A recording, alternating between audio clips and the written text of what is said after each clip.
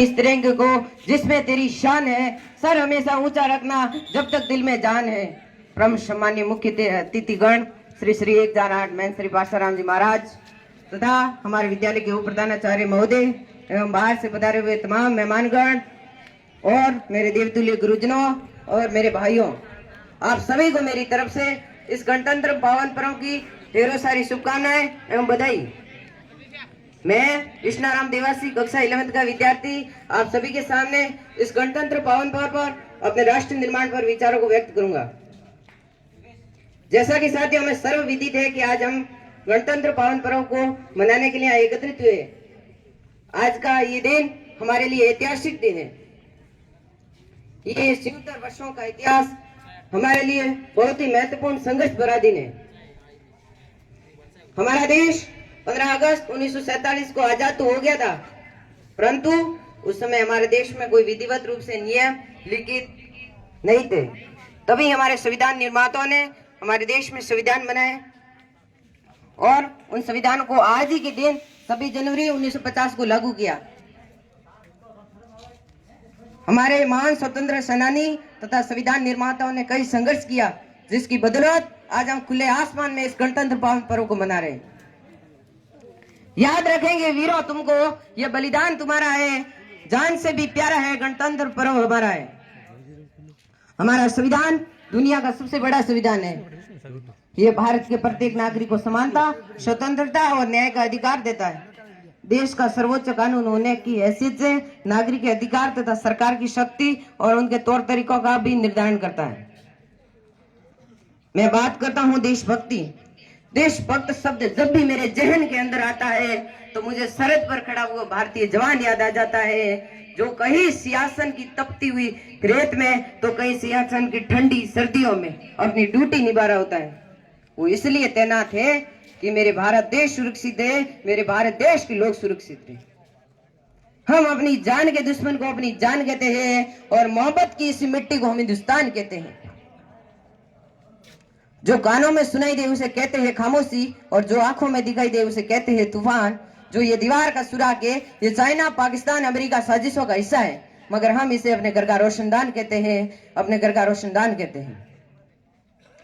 जब हम फिरंगियों के शोले में फंस गए थे तो रंग दे बसंती चोला की एक आवाज पर सैनिकों के टोले उमड़ाते थे और वंदे मातरम के नारों से उनके अंदर आने वाला 5 डिग्री का खून अंग्रेजी शासकों की जड़ों में तूफान ला देता था।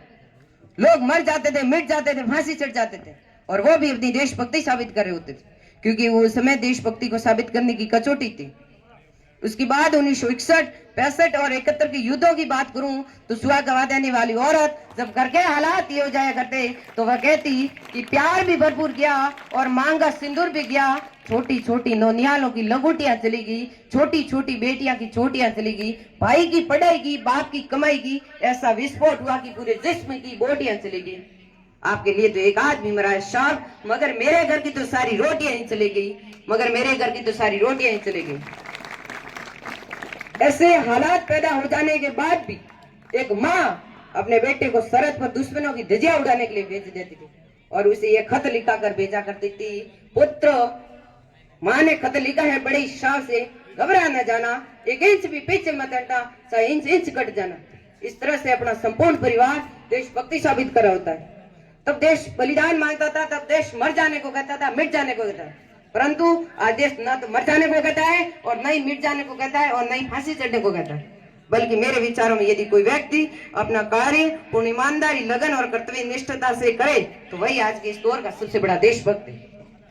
हर देशद्रोही के जीवन में आने वाला तूफान है हमारी सच्ची देशभक्ति। अपने परिवार, अपने समाज और अपने देश के प्रति समर्पण का भाव ही हमारी सच्ची देशभक्ति।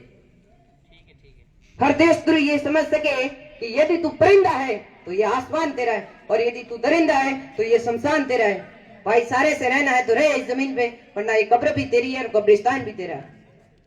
साथियों, आज अंग्रेज तो चले गए, लेकिन कुछ अंग्रेज आज भी हमारे देश में मौजूद है जो फूट डालो और राजगुरु की नीति में विश्वास रखते हैं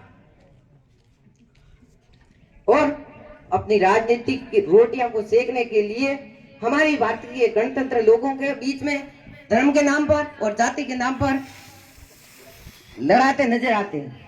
उनके लिए मैं यही कहूंगा कि खूब बहती है अमन की गंगा बहने दो, बहती है अमन की गंगा बहने दो, मत बांटो हमको लाल हरे रंगों में, मेरे सत पर तो एक तिरंगा ही रहने दो, मेरे सत पर तो एक तिरंगा ही रहने दो। आज हमारे देश में भ्रष्टाचार ने इस प्रकार फैला रखे हैं कि ऑफिस में पड़ी पड़ी फाइलें सड़ जाती है मगर उस पर कोई कार्य नहीं होता, और जैसे ही उसके पास नोटों का बंडल पहुंचता है तो सारे के सारे काम हो जाते हैं। अंत में मैं यही कहूंगा कि हम भारत के लोग एकजुट होकर साथ मिलकर कार्य करेंगे तो हम विश्व स्तर पर अपने भारत की एक अलग पहचान बना पाएंगे। भारत की अनेकता में एकता है, भारत की अखंडता और एकता ही भारत को एक दिन विश्व गुरु बनाएगी। सिर्फ सरकारें बदल जाने से ही राष्ट्र का निर्माण नहीं होता, मात्र सरकारें बदल जाने से राष्ट्र का निर्माण नहीं होता। राष्ट्र का निर्माण तो तब होता है जब हम और आप बदलते हैं, राष्ट्र का निर्माण तो तब होता है जब हम और आप बदलते हैं। मजदूर को मजदूरी समझिए मजबूर नहीं, मजदूर को मजदूरी समझिए मजबूर नहीं, गरीब को काम दीजिए दान नहीं, और यदि दान लेने के भी इच्छुक है तो जीते जी दीजिए रक्तदान और मरने के बाद अंगदान। भारत माता की वंदे। धन्यवाद। बहुत ही ओजस्वी से भाषण था विस्ताराम क्लास 11वीं का। ये तुलसी, ये मेरा, ये रसकान की मिट्टी है, ये गांधी भगत सिंह आजाद बोस के बलिदान की मिट्टी है, गूंजती है सदाए अमन चैन की, यही मेरे प्यारे हिंदुस्तान की मिट्टी है, यही मेरे प्यारे हिंदुस्तान की मिट्टी है।